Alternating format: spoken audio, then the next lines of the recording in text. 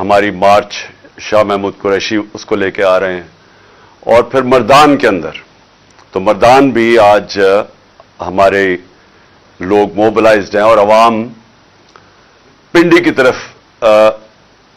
मार्च को लेके आ रही है। तो मैं सबसे पहले सारी अपनी कौम को, आप सबको बताना चाहता हूं कि ये मार्च क्यों है, ये हकीकी आजादी की मार्च हम क्यों कर रहे हैं।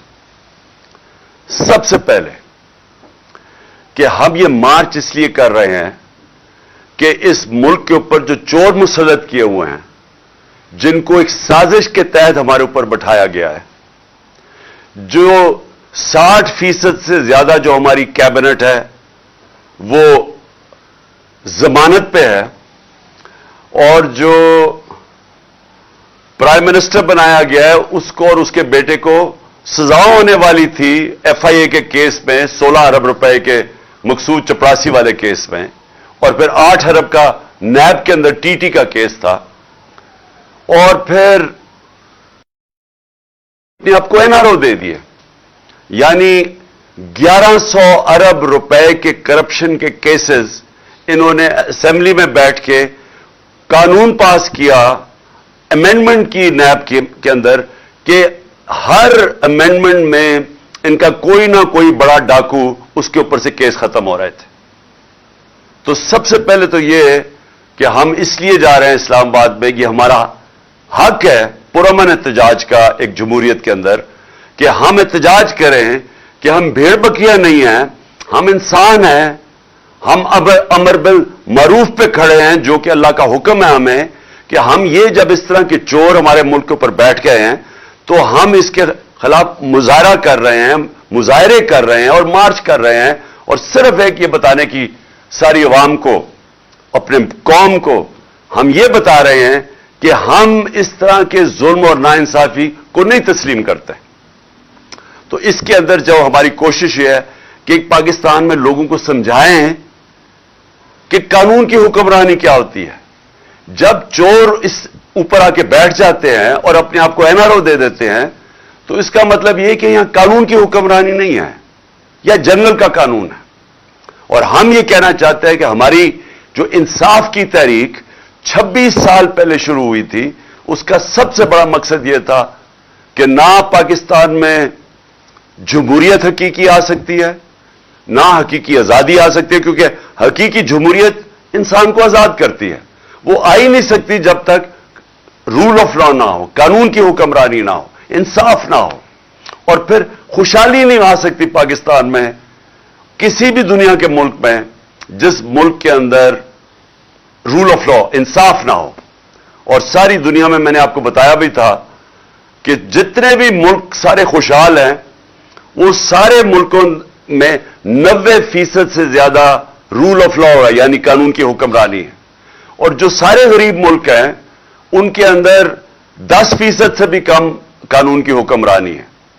नाइजीरिया जो तेल के जखीरे पे बैठा है, गरीब तरीन मुल्क है, क्योंकि वहां जंगल का कानून है, वहां करप्शन है। जब कानून नहीं होता, जब इंसाफ नहीं होता, तो करप्शन होती है, और करप्शन मुल्क का दिवालिया निकाल देती है। तो इसलिए जो अमीर मुल्क है, वो अमीर है इसलिए कि वहां इंसाफ है और वहां करप्शन नहीं है, बड़े पैमाने पे करप्शन नहीं है। उनके वजीर चोरी नहीं कर सकते, और अगर चोरी करे तो NRO नहीं ले सकते, उनका प्राइम मिनिस्टर नहीं कर सकता। तो जब पैनमा का जो इंकशाफ हुआ था, तो जिधर जिधर बाहर के मगरबी जमहूरियत के अंदर जिन लोगों के नाम आए थे, वो सब या वो जेल में गए थे, या उनको उन्होंने इस्तीफा दिया था, या वो खत्म हो गए थे, कौम ने उनको मुस्तरद कर दिया था। तो हम अमर बिल मारूफ पे चल रहे हैं, इन चोरों के खिलाफ हम कानून की हुक्मरानी डिमांड कर रहे हैं, कि हम ये चाहते हैं कि इस मुल्क में इंसाफ हो, कि ये ना हो कि सिर्फ छोटा चोर जेल में जाए और ये बड़े बड़े डाकू आके आज असेंबलियों में बैठे और अपने केसेस माफ करवाएं। दूसरी वजह, जब से ये आए हैं, इस मुल्क की माशी कत्ल हो चुका है। और ये मैं अब नहीं 6 महीने से कह रहा हूं कि अगर ये चोर ऊपर जो मुसल्लत किए गए हैं, अगर आप समझ रहे हैं कि ये किसी मुल्क को बेहतर चला लेंगे, तो इनका 30 साल से ये मुल्क पे हमारे मुल्क के ऊपर हुकूमत कर रही हैं। दोनों जमातें 30 साल से मुल्क पे हुकूमत कर रही हैं। इनके 30 साल में मैं बार बार अपनी कौम को बताता हूं कि डॉक्टर इशरत हुसैन ने अपनी किताब में लिखा है कि जब से ये दो खानदान आए हैं 90 की दिहाई में, हिंदुस्तान भी हमारे से आगे निकल गया, बांग्लादेश भी हमारे से आगे निकल गया। याद रखें कि 90 से पहले पाकिस्तान माशी तौर पे, हर तौर पे बांग्लादेश से भी आगे था, हिंदुस्तान से भी आगे था। लेकिन इन दो खानदानों के आने के बाद ये अमीर होते गए और कौम मकरूज होती गई। तो हम क्या चाहते हैं?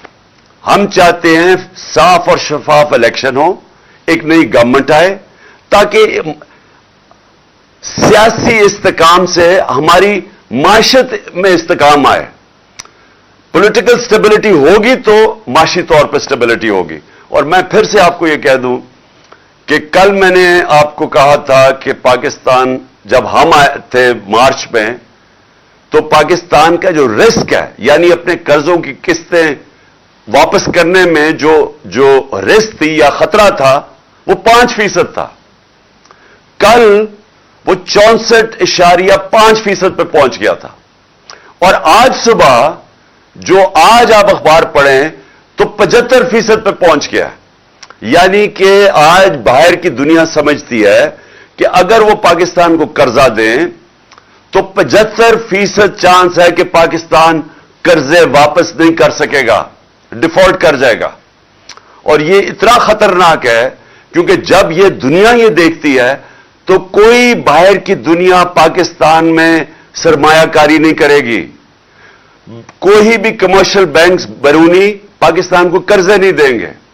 और अंदर भी जब लोगों को यह खतरा हो कि पाकिस्तान डिफॉल्ट पे जाएगा, तो डिफॉल्ट का मतलब फिर मैं आज आप सबको बता दूं, उसका मतलब यह है कि अगर हम अपने कर्जों की किस्तें वापस नहीं करते तो बाहर से सारा डॉलर आने खत्म हो जाएंगे। और डॉलर जब कम हो जाएंगे, और जब वो कम होंगे तो डॉलर की कीमत ऊपर चली जाएगी, रुपया गिर जाएगा। और जब रुपया गिरेगा तो इस मुल्क में एक और तूफान महंगाई का आएगा। तेल, बिजली, पेट्रोल, जितनी चीजें बाहर से मंगवाते हैं वो सब महंगी हो जाएंगी, हर चीज महंगी हो जाएगी। तो एक तो महंगाई आएगी और गुर्बत बढ़ेगी। दूसरा, अगर आज मैं सरमायाकारी करना चाहता हूं तो मैं सोचूंगा कि क्यों मैं अपना पैसा किसी कारखाने में लगाऊं जबकि मैं वो उसी पैसे का डॉलर खरीद लूं, क्योंकि रुपया तो नीचे जा रहा है और डिफॉल्ट की तरफ जा रहा है। इसलिए यह खतरा है।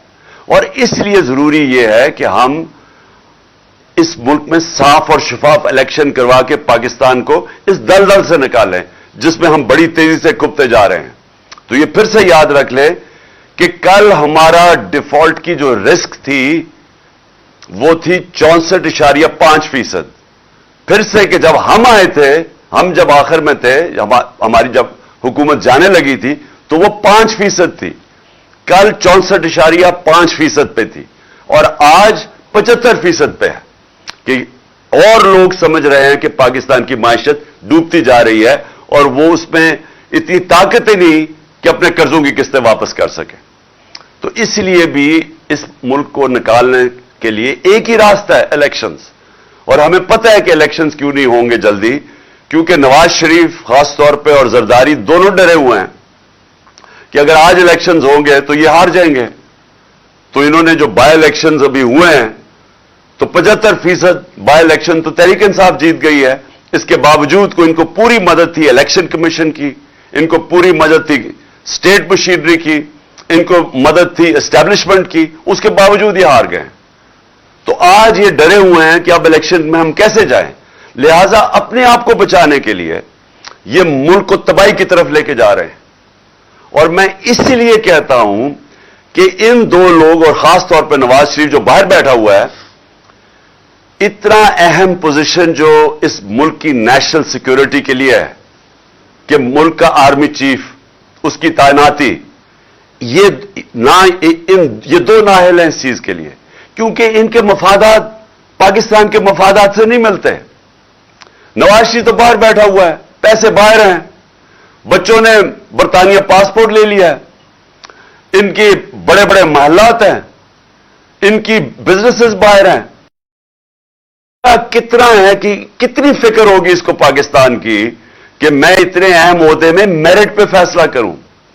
اس نے میرٹ میں زندگی میں کبھی فیصلے نہیں کیے, اور لہذا ہم یہ سمجھتے ہیں کہ یہ بڑا اہم ٹائم ہے پاکستان میں. اس میں فیصلے میرٹ پہ ہونے چاہیے, اور خاص طور پہ آرمی چیف کے. اور میں یہ اب دیکھ رہا ہوں کہ حکومت نے فیصلہ کیا کوئی آرمی ایکٹ کے اندر تبدیلی لانے کے لیے. میں ان کی تو بات نہیں کر رہا جنہوں نے لگنا ہے, میں تو ان کی بات کر رہا ہوں جو لگانے والے ہیں. میں تو ان کی بات کر رہا ہوں جنہوں نے آج تک صاف نیت سے اس ملک میں کوئی کام کیا ہی نہیں ہے, جنہوں نے آج تک سوائے کہ پیسہ بناؤ کیسے, چوری کیسے کرو, اور پھر اس کو بچاؤ کیسے, NRO کیسے لو, ان کا سارا وہ فوکس ہے. ان کی جتنی بھی اپوائنٹمنٹس ہوتی ہیں وہ اسی نظر سے ہوتی ہیں کہ ان کو ذاتی فائدہ کیسے ہو سکتا ہے. تو اگر یہ فیصلہ کر رہے ہیں اور آرمی ایکٹ میں چینج لے کے آ رہے ہیں, مجھے خطرہ یہ ہے کہ یہ اپنے آپ کو اپنے مفادات کے لیے یا یہ سمجھتے ہیں کہ ہمیں فائدہ اس میں یہ اداروں کو نقصان پہنچا رہے ہیں. انہوں نے پنجاب پولیس تباہ کی, عباس خان IG کی 1993 کے اندر. لاہور ہائی کورٹ میں رپورٹ ہے کہ انہوں نے کیسے پیسے لے کے پولیس والوں کو بھرتی کیا.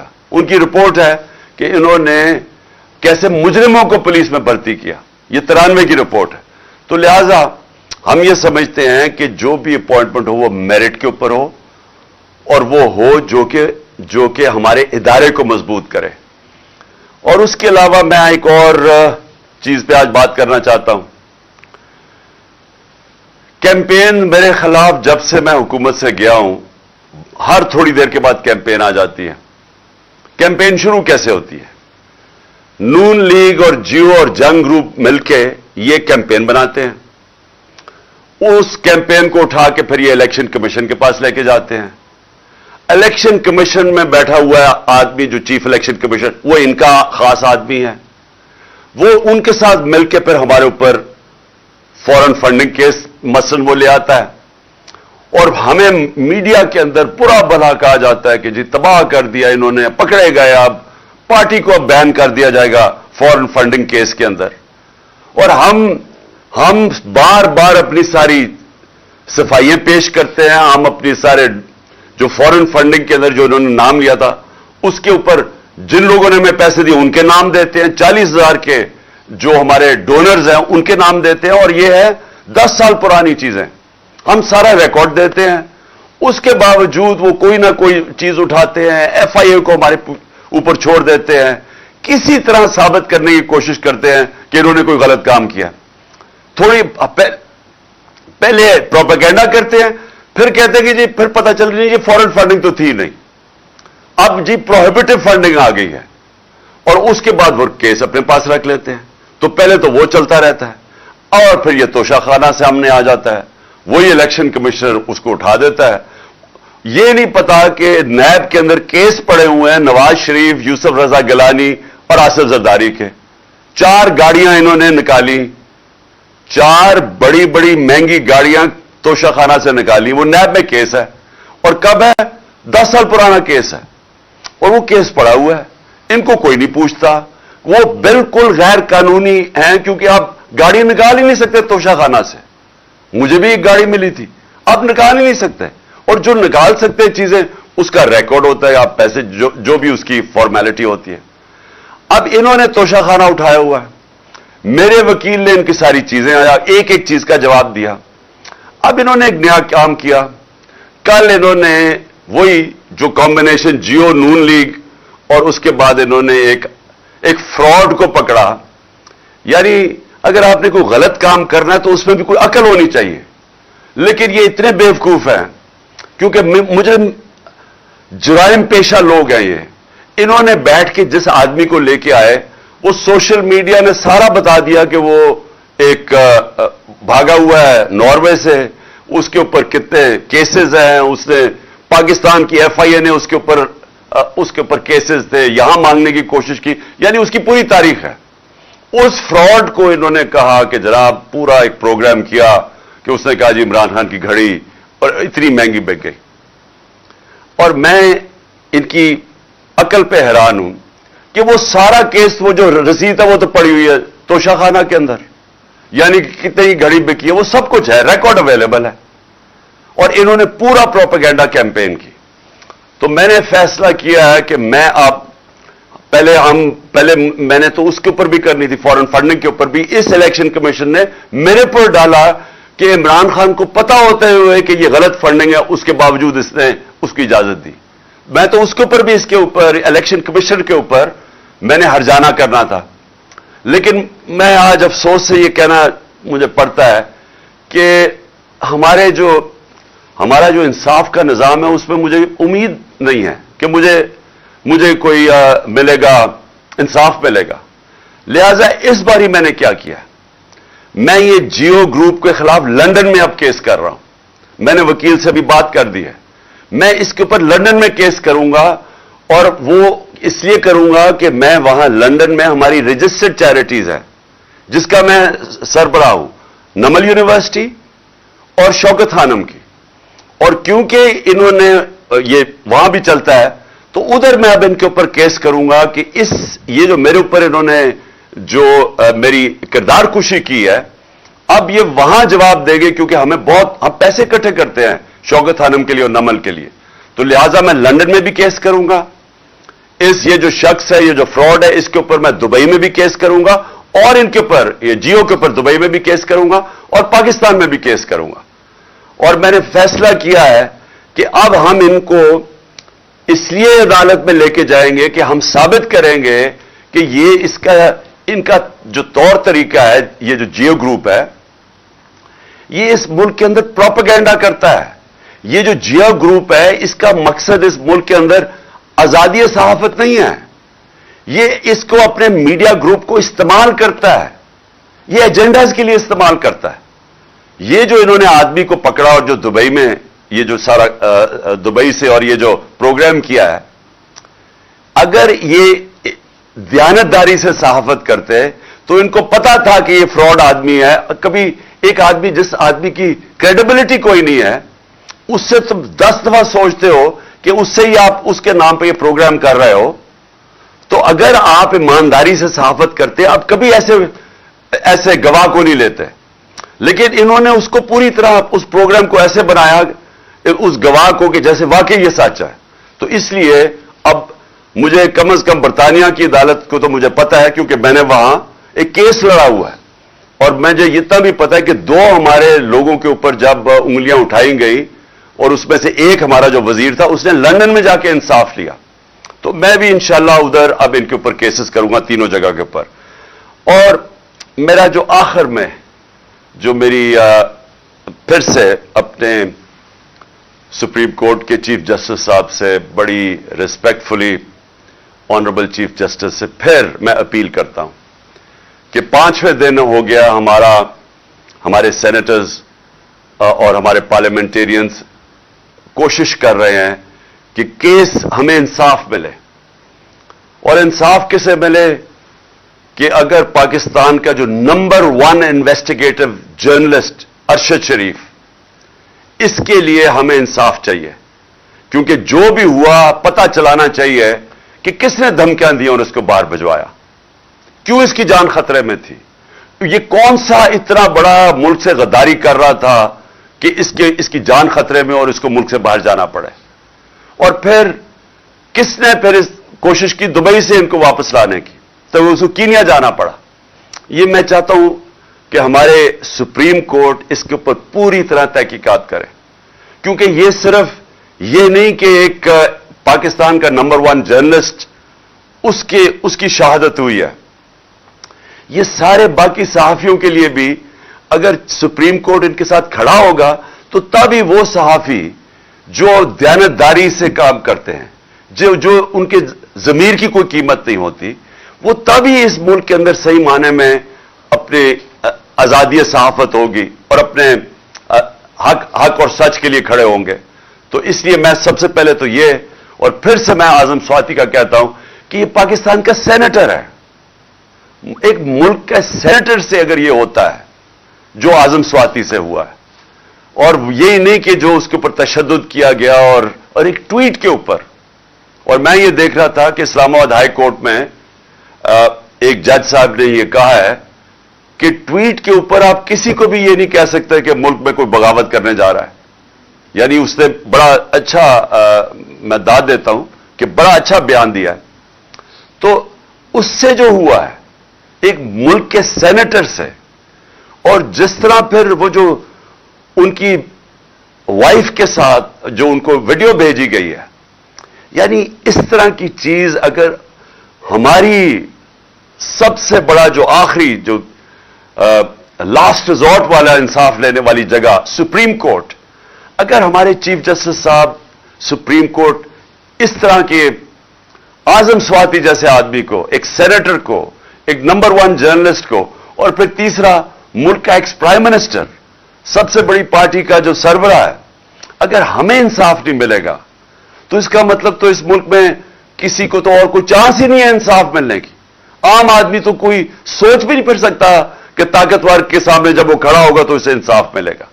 تو یہ اس ملک کے ڈیفائننگ مومنٹس ہیں, فیصلہ کن وقت ہے ہمارے ملک کا.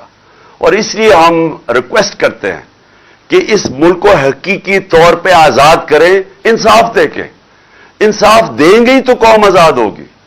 جب میرے پاس حقوق ہوں گے تو وہ مجھے آزاد کرے گا. یہاں کے جو پاکستانی باہر جاتے ہیں کام کرنے کے لیے, اور میں نے اپنی آنکھوں سے دیکھا ہے, برطانیہ کے اندر 50 سال پہلے میں نے دیکھا مزدور پاکستان سے گئے کام کرنے کے لیے, لیکن کیونکہ وہاں انصاف کا نظام ہے, حقوق ان کو تحفظ دیتا ہے, کیونکہ وہاں لوگ آزاد ہیں. ہمارے پاکستانی وہاں زیادہ آزاد ہیں, نچلے طبقے کے لوگ وہاں زیادہ آزاد ہیں کیونکہ پروٹیکشن ہے. دیکھتے دیکھتے کہاں سے کہاں پہنچ جاتے ہیں, وہ خوشحال ہو جاتے ہیں, وہ ان کے بچے کوئی ڈاکٹر بن جاتا ہے, کوئی کچھ بن جاتا ہے, کیونکہ جو معاشرہ ہے وہ موقع دیتا ہے لوگوں کو اوپر آنے کے لیے, کیونکہ وہ انصاف دیتا ہے, وہ لوگوں کے حقوق کی حفاظت کرتا ہے. تو پاکستان میں بھی وہ وقت ہے کہ ہم اس ملک کو اب ایک آگے لے کے جائیں. یعنی یہ جو مشکل آج کل دور ہے اور یہ جو چور اوپر مسلط ہیں, اس میں سے جو اس اندھیری رات میں سے یہ جو روشنی اب یہ ہے کہ شاید ہمارا انصاف کا نظام کام کرنا شروع کر دے, شاید ہمارا انصاف کا نظام کمزوروں کو تحفظ دے دے جب وہ طاقتور کے سامنے کھڑے ہوتے ہیں. اور یہی میں ہمیشہ کہتا ہوں کہ ہمارا ملک اسلام کے نام پہ بنا تھا.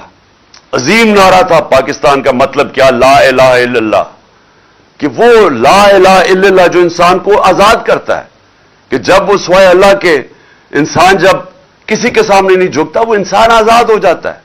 اور پھر جو قانون ہوتے ہیں اسی لا الہ الا اللہ کا جو فلسفہ ہے وہ پھر انصاف اور عدل اور انصاف کے قانون وہ پھر انسان کو پروٹیکٹ کرتے ہیں, آزاد کر دیتے ہیں. تو ابھی تک تو انصاف نہیں ملا اس ملک میں لوگوں کو, اور اسی لیے ہم آگے نہیں بڑھ سکے, اس لیے ہم مقروض ہیں, اس لیے ہم دنیا میں باہر قرضے مانگتے پھرتے ہیں. اس لیے آج یہ جو 75% پاکستان کی اب رسک فیکٹر بن گیا ہے کہ ہم اپنے قرضے نہیں واپس کر سکتے. تو یہ وجہ یہ نہیں ہے کہ ملک میں وسائل کی کمی ہے, وجہ نہیں ہے کہ ہمارے لوگ ٹیلنٹڈ نہیں ہیں, یہ باہر جا کے بڑے بڑے کام کرتے ہیں. وجہ یہ ہے کہ پاکستان کے اندر حقیقی آزادی نہیں ہے, کیونکہ عدل اور انصاف نہیں ہے. تو اس لیے چیف جسٹس صاحب ساری قوم آپ کی طرف دیکھ رہی ہے, اور میں اور قوم کو آج کہتا ہوں کہ انشاءاللہ آپ سب نے تیاری کرنی ہے پنڈی کی, اور میں 1 یا 2 دنوں کے اندر آپ کو بتا دوں گا کہ وہ کون سا دن ہے جب ہم سب پہنچیں گے پنڈی, اور انشاءاللہ پھر وہاں جا کے اگلا اپنا پلان ہم کریں گے. لیکن جو بھی ہمارا پلان ہوگا وہ پرامن ہوگا, وہ آئین کے بیچ میں ہوگا, ہم کسی قسم کی قانون کی خلاف ورزی نہیں کریں گے, ہم ساری وہ چیزیں کریں گے جو کہ ہمارا آئین ہمیں اجازت دیتا ہے. پاکستان